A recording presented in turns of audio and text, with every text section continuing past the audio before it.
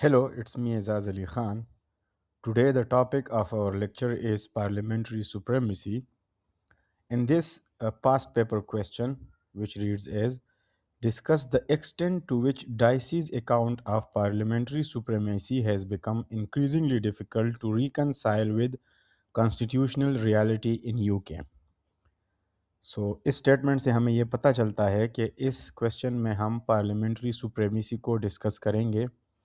जैसा कि मैं आपको बार बार बता चुका हूँ कि अगर जितना भी स्टेटमेंट को मरोड़ लिया जाए आंसर सेम ही रहता है, सिर्फ इंट्रो और कंक्लूजन में हमने माइनर सी मॉडिफिकेशंस करनी होती है to align well with the statement of the question. First of all हम क्वेश्चन को एड्रेस करेंगे। The given statement demands a discussion on Dicey's view of parliamentary supremacy, how he sees parliamentary supremacy in UK, and all those factors that could still in any way make his perspective relevant to the constitutional reality in UK. फिर इसी तरह हमने intro में ये भी लिखना होता है कि this essay shall discuss the impact of EU, HRA and the doctrine of entrenchment and the extent of the challenges that they may pose to Dicey's traditional account of parliamentary supremacy. यानी कि इस class में हम और इस एसे में हम EU का impact on parliamentary supremacy, HRA और डॉक्ट्रिन ऑफ एंट्रेंचमेंट डिस्कस करेंगे। This essay will thus analyze how difficult this reconciliation is and how Parliament addressed such challenges and maintained its supremacy. अच्छा, पार्लियामेंट्री सुप्रीमेसी को एक बहुत ही important principal consider किया जाता है UK की कॉन्स्टिट्यूशनल सिस्टम में। डाइसी ने पार्लियामेंट्री सुप्रीमेसी को डिफाइन किया था एज द वेरी की stone of the UK constitution. Dicey के डिफिनीशन के 3 पार्ट्स है। उसने हमें जो पार्लियामेंट्री सुप्रीमेसी की डिफिनीशन दी है डाइसी ने, उसके 3 पार्ट्स है। The first one is that parliament can make और अनमेक एनी लॉ। पार्लियामेंट चाहे तो जो भी लॉ बना सकता है या उसको ख़त्म भी कर सकता है। The second limb is that nobody including courts can set aside और challenge an act of parliament. Courts को भी ये इख्तियार नहीं है कि वो किसी एक्ट ऑफ पार्लियामेंट को सेट असाइड करे या उसको चैलेंज करे। The third one is that no present parliament can be bound by a past parliament and present parliament cannot bind a future parliament. तो इस तरह नहीं हो सकता कि जो अभी का पार्लियामेंट है ये किसी पास्ट के पार्लियामेंट की बनाई हुई लॉज से बाइंड हो। इसी तरह जो प्रेजेंट पार्लियामेंट है वो किसी फ्यूचर पार्लियामेंट को बाइंड नहीं कर सकता। Kelsen regarded this principle as grundnorm of the UK constitution. Kelsen ने इस प्रिंसिपल को ग्रंड नॉर्म का नाम दिया था। That is the basic rule upon which all other rules are based. और ग्रंड नॉर्म क्या होता है? ये एक बेसिक रूल होता है जिसके ऊपर बाकी सारे रूल्स बेस्ड होते हैं। तो उसने यूके की कॉन्स्टिट्यूशन को ग्रंड नॉर्म का नाम दिया था केल्सन ने। According to Tompkins, as a matter of English law, there is no source of law higher than a statute. Tompkins कहता है कि इंग्लिश लॉ में स्टेट्यूट से ऊपर कोई लॉ नहीं है। स्टेट्यूट क्या है? पार्लियामेंट इनेक्टेड लॉज जो हमारे पास होते हैं वो स्टेट्यूट होता है। In order to assess whether parliamentary supremacy is relevant in UK, it shall be assessed whether political constitutionalism or legal constitutionalism is the norm in UK. The former favors the argument that parliament is supreme, while the latter asserts that courts are supreme. Legal constitutionalism या political constitutionalism, इन दोनों में कौन सा prevalent है UK में? Legal constitutionalism ये कहता है कि कोर्ट सुप्रीम है, जबकि पॉलिटिकल कॉन्स्टिट्यूशनलिज्म ये कहता है कि पार्लियामेंट सुप्रीम है। तो ऑब्वियसली यूके में पार्लियामेंट की सुप्रीमेसी सबसे ज़्यादा है। इससे हमें ये पता चलता है कि political constitutionalism is the norm in UK. These are the two schools of thought. Under political constitutionalism, parliamentary supremacy is the key principle, जैसा कि हमें यूके में देखने को मिलता है। Whereas under legal constitutionalism, the courts and legally enforceable rights are the keys to limiting government power and protection of fundamental rights. Legal constitutionalism में courts जो है और लीगली इन्फोर्सेबल राइट्स जो है वो गवर्नमेंटल पावर को रिड्यूस कर सकते हैं in order to protect fundamental rights. लेकिन यूके में political constitutionalism is the norm और पार्लियामेंट को सबसे ज़्यादा सुप्रीम कंसिडर किया जाता है। This could be made further clear by assessing the role that judges played towards upholding the principle of parliamentary supremacy. कुछ केस लॉज है जो कि हमने अपने एसेस में डिस्कस करने होते हैं। Burma oil company versus lord advocate 1965, इसमें ये हुआ था, the court decided that compensation should be paid by the government to the oil company after the devastation of the second world war. इसमें court ने ये डिसाइड किया था कि कंपनसेशन देनी चाहिए गवर्नमेंट को। एक ऑयल कंपनी थी और सेकेंड वर्ल्ड वॉर के बाद उसको जो है वो तबाह हो गई थी, तो इन्होंने ये डिसाइड किया था कि गवर्नमेंट को कंपनसेशन देनी चाहिए। और इसी तरह the parliament passed war damages act 1965 retrospectively. Retrospective और प्रोस्पेक्टिव लॉज, रेट्रोस्पेक्टिव लॉज वो होते हैं कि अगर जो आज भी इनेक्ट हो जाए तो वो पास्ट के इश्यूज पर भी अप्लाई करते हैं, और प्रोस्पेक्टिव वो होते हैं कि जो लॉ इनेक्ट हो जाए और वो सिर्फ प्रेजेंट सिचुएशंस को अप्लाई करे। तो इस केस में हमें देखने को मिलता है कि वार डैमेजेस एक्ट 1965 को रेट्रोस्पेक्टिवली एनेक्ट किया गया, यानी पार्लियामेंट के पास ये पावर है कि वो ऐसी लॉज भी एनेक्ट कर सकते हैं कि जो जिनकी रेट्रोस्पेक्टिव एप्लीकेशन हो, यानी कि ऐसे इवेंट्स जो पास्ट में हुए हों और वो उनको भी डिसाइड कर सके। Parliament has the power to do that. So the parliament passed War Damages Act 1965 retrospectively and thus nullified the House of Lords decision। और इसी तरह हाउस ऑफ लॉर्ड्स के इस डिसीजन को कि गवर्नमेंट कंपेंसेशन पे करेगी, इसको नलिफाई कर दिया। It means that parliament can pass laws with effect from a date in the past। retrospective effect का ये मतलब है कि with effect from a date in the past। Similarly, in Cheney versus Con 1968, Cheney, a taxpayer, challenged the government with reference to the Geneva Convention that his money should not be used in the manufacturing of nuclear weapons। इसी तरह चेनी versus cone में चेनी एक tax payer था और उसने government को challenge किया with regards to Geneva Convention कि मेरा जो पैसा है it should not be used in the manufacturing of nuclear weapons। और यूके उस वक्त पर पार्ट था ऑफ जेनेवा कन्वेंशन। चेनी ने ये आर्ग्यू किया कि गवर्नमेंट जो है वो इंटरनेशनल लॉ को ब्रीच कर रहा है। The court made it clear that an act of parliament is the supreme form of law in UK and is prior to international law when these both conflict। अच्छा, Geneva convention हमारे पास है एक international law, ठीक है। UK is not a monist state. Monist states वो होते हैं जो कि अपनी डोमेस्टिक लॉ और इंटरनेशनल लॉ को सेम ट्रीट करते हैं, जबकि डुअलिस्ट स्टेट्स वो होते हैं जो कि डोमेस्टिक लॉ को और इंटरनेशनल लॉ को सेम ट्रीट नहीं करते।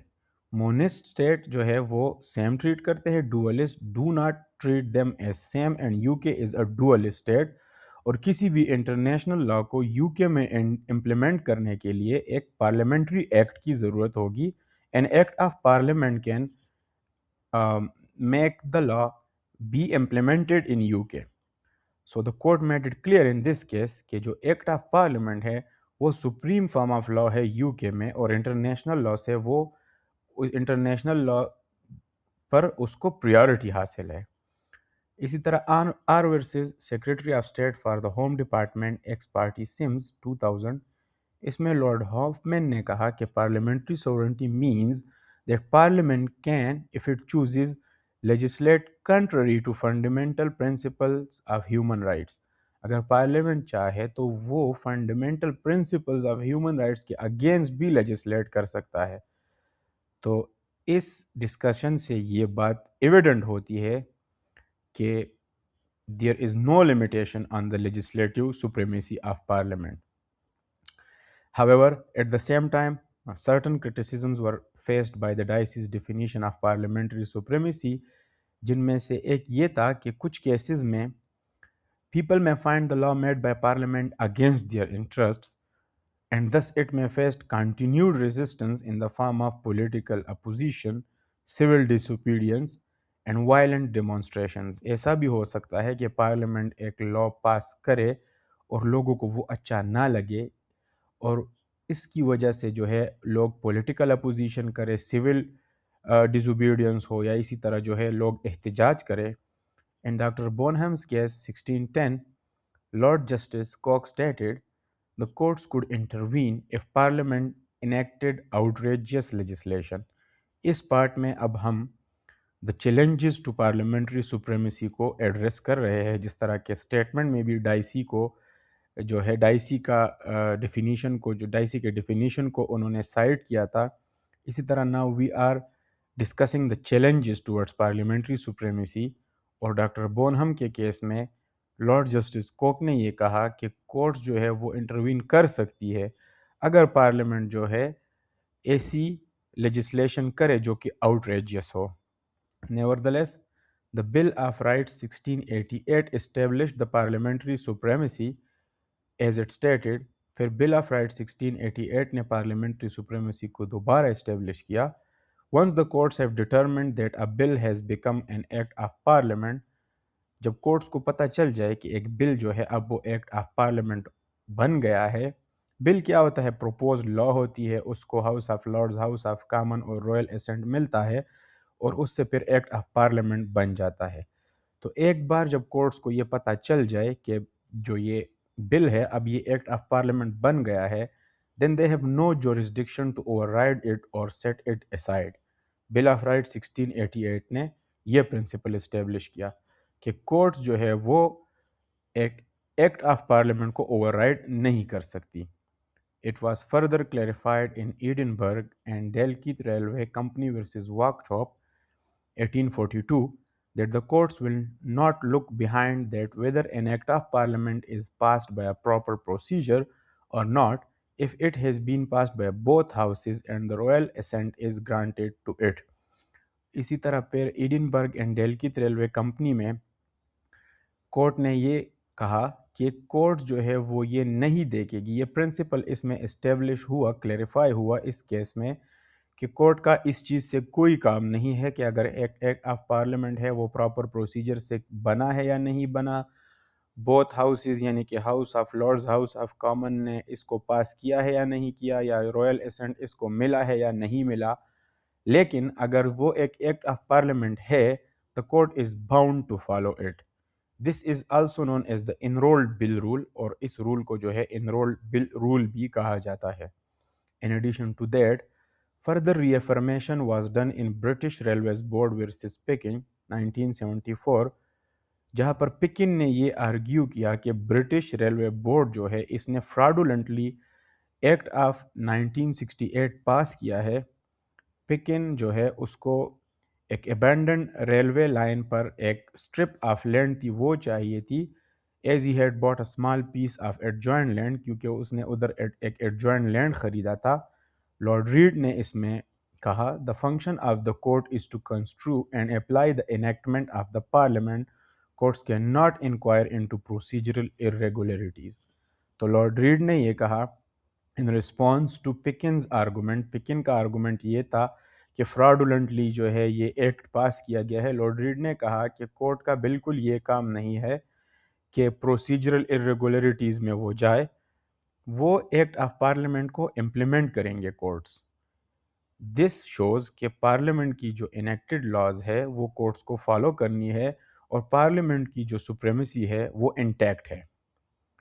It cannot be denied how supreme the parliament is, but there are certain doctrines that limited its supremacy, such as the doctrine of entrenchment। Doctrine of entrenchment हमारे पास एक ऐसा doctrine है जिसने parliamentary supremacy को किसी हद तक हम कह सकते हैं कि रिड्यूस किया था। This process allows parliament to place restrictions on a subsequent parliament। और इस प्रोसेस में ये होता है, ये एक पार्लियामेंट को ये प्रोसेस अलाउ करता है कि वो किसी सब्सिक्वेंट पार्लियामेंट पर जो है रिस्ट्रिक्शंस प्लेस करे, और इसी तरह जो सब्सिक्वेंट पार्लियामेंट है उनके लिए ये मुश्किल कर दे कि वो एक लेजिस्लेशन को अमेंड करे। एंट्रेंचमेंट में include the manner and form argument of Ivor Jennings, और एंट्रेंचमेंट में हमारे पास मैनर एंड फॉर्म आर्गूमेंट जो आइवर जेनिंग्स का है वो आता है। Ivor Jennings argued that the courts accept as law that which is met in the proper legal form। Ivor Jennings ने ये कहा था कि कोर्ट्स जो है वो उस लॉ को एक्सेप्ट करती है जो कि प्रॉपर लीगल फॉर्म में बनी हो। Thus by virtue of that specific legal form, The existing parliament is actually binding the upcoming parliament in terms of its lawmaking. और जाहिर सी बात है अगर एक प्रॉपर लीगल फॉर्म फॉलो हुआ है तो एग्जिस्टिंग पार्लियामेंट ऑब्वियसली एक सब्सिक्वेंट या अपकमिंग पार्लियामेंट को in terms of law making bind कर रही है. Similarly, the Parliament Act 1911 and 1949 laid some constitutional principles according to which a bill can be passed without the consent of the House of Lords if approved by House of Commons in two successive sessions. और parliament act 1911 और 1949 ने कुछ constitutional principles बनाए थे जिसके मुताबिक एक bill जो है वो पास हो सकता है without the consent of the House of Lords अगर हाउस ऑफ कॉमन्स ने उसको दो सक्सेसिव सेशंस में अप्रूव किया हो. There was a requirement of 1 year lapse between the first and the second session. और हाउस ऑफ कॉमन्स के जो दो सेशंस है उनमें से जो गैप है वो 1 year का होना चाहिए for this rule to implement. Therefore, when this procedure is used, the courts will look into the manner in which the bill was passed and analyze whether it conforms to the Parliament Act 1911 or 1949 requirements. तो अगर हम देखें, this is an exception to the enrolled bill rule. और ये enrolled bill rule के लिए एक exception है. और कोर्ट्स जो है दे आर दस questioning N act of parliament. और हम अगर देखें तो ये डाइसी के सेकंड लिम्ब ऑफ डिफिनीशन जो है उसको एक चैलेंज है. There were certain other challenges faced by the Dicey's view of parliamentary supremacy जिसमें से एक है membership in the European Union. European Union का मेंबर यूके जब था उस पर एक अलग क्वेश्चन भी आता है, वो भी हम डिस्कस करेंगे. लेकिन जो मेन ऐसे है उसमें भी हमने एक पैरा डिस्कस करना होता है about the influence of the membership of the European Union for UK. These include membership of European Union and the enactment of the Human Rights Act 1998.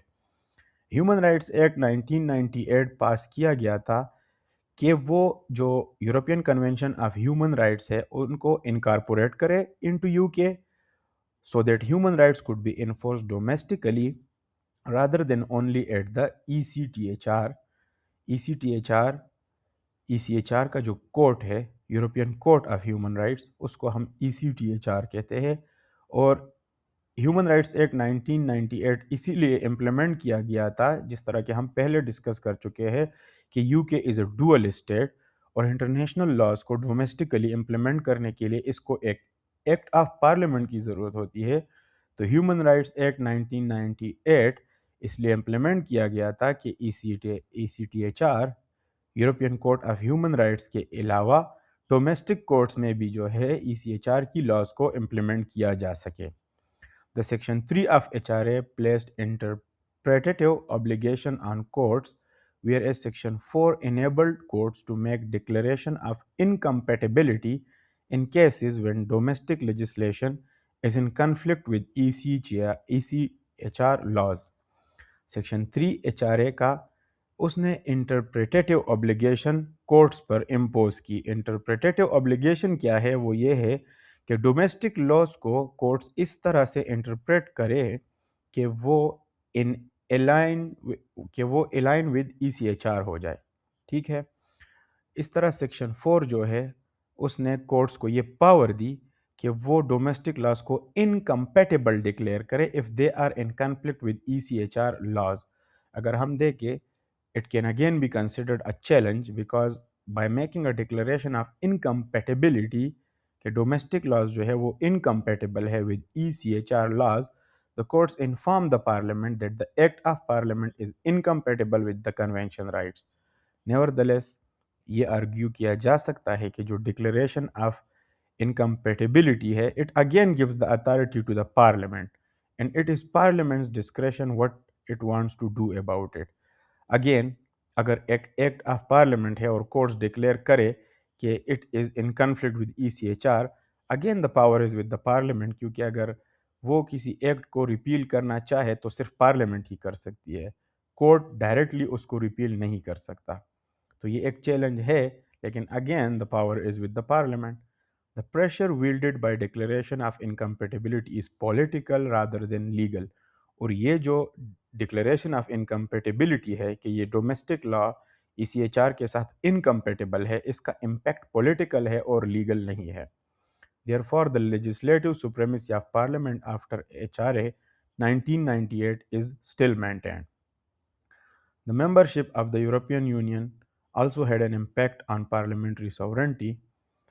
Direct effect का जो प्रिंसिपल है और principal of supremacy of EU law, जो कि आप European union law जो कि second year में मॉड्यूल है उसमें भी आप पढ़ेंगे, they are considered as challenges to parliamentary supremacy. Direct effect का प्रिंसिपल ये कहता है कि कोर्ट्स जो है they are under an obligation कि वो यूरोपियन यूनियन का जो लॉ है उसको डायरेक्टली डोमेस्टिक कोर्ट्स में इम्प्लीमेंट करें. इसके लिए केस रेफरेंस है यूरोपियन कोर्ट ऑफ जस्टिस का Van Gend en Loos. Principle of supremacy of EU law जो है वो EU लॉ को प्रिवेलेंट कंसिडर करता है, उसको प्रायोरिटी देता है in case of conflict between domestic law and EU law. इसके लिए यूरोपियन कोर्ट ऑफ जस्टिस का केस है कोस्टा वर्सेस NL. जिस तरह हमने पहले डिस्कस किया कि UK का जो नेचर है वो एक डुअलिस्ट नेचर है, यानी ये इंटरनेशनल लॉ और डोमेस्टिक लॉ को डिफरेंट कंसिडर करता है. European Communities Act 1972 was passed in order to incorporate EU law. UK ने ECA 1972 पास किया EU लॉ को डोमेस्टिक लॉ में इनकारपोरेट करने के लिए, जिसका सेक्शन 21 और सेक्शन 24 ECA के जो है उसने इन दो प्रिंसिपल्स को सिक्योर किया. द ECA कन्फर्ड किन दो प्रिंसिपल्स को? The principles of direct effect and supremacy. The ECA conferred a duty on the courts to give priority to EU law in case of conflict of EU law and domestic law. Factor time का case इसके लिए reference है. The European Communities act ने जो है courts पर एक ऐसी ड्यूटी लगाई कि वो EU लॉ को प्रायोरिटी देंगे in case of conflict between domestic law and EU law. In the international Handels-Gesellschaft case, ECJ gave priority to EU law over domestic law in case of conflict between the two. इस case में EU law और domestic law में conflict था और European Court of Justice ने priority दी EU law को. This was again a challenge to the third limb of Dicey's definition of parliamentary supremacy. ये डाइसी की डेफिनेशन के थर्ड लिम्ब को अगेन एक चैलेंज था, क्योंकि द 1972 पार्लियामेंट जिसने यूरोपियन कम्युनिटीज़ एक्ट को पास किया था did bind the parliament of 1988. उसने 1988 के पार्लियामेंट को बाइंड किया 1972 के पार्लियामेंट ने. However, the principle of parliamentary supremacy is still intact because all these acts were self-imposed and could be repealed by the parliament whenever it deemed necessary. अगर हम देखें तो ये सारे एक्ट्स पार्लियामेंट ने खुद ही लगाए हैं और जब भी चाहे इनको ख़त्म कर सकता है. तो अगेन इससे क्या पता चलता है कि पार्लियामेंट सुप्रीम है. It was Parliament which, through the enactment of the European Union Withdrawal Agreement Act 2020, finally ratified the withdrawal agreement. 2020 में पार्लियामेंट ने ही European Union withdrawal agreement act 2020 को रेटिफाई किया और इस तरह यूके जो है वो यूरोपियन यूनियन से निकल गया. Thus, it proved that the essence of supremacy lies with the Parliament when it comes to the constitutional reality of UK. Again, हमें ये पता चलता है कि सुप्रीमेसी जो है वो पार्लियामेंट के पास है अगर कॉन्स्टिट्यूशनल रियलिटी ऑफ यूके को देखा जाए. In conclusion, it could convincingly be argued that both the parliament and judges play an important role in lawmaking, and the relation between the parliament and the courts cannot be denied. Parliament और जजेस जो है वो एक important role play करते हैं in law making, और relation between parliament and courts जो है उसको हम डिनाई नहीं कर सकते. जजेस एक इम्पॉर्टेंट रोल प्ले करते हैं in upholding the principle of parliamentary supremacy. जजेस की ये ड्यूटी है कि वो डिसीजंस को कैरी आउट करे in accordance with the acts of parliament. उससे हटकर कोर्ट्स एक्ट नहीं कर सकते. HRA 1998 के बाद जजेस जो है वो they are under a duty to interpret acts accordingly and make a declaration of incompatibility.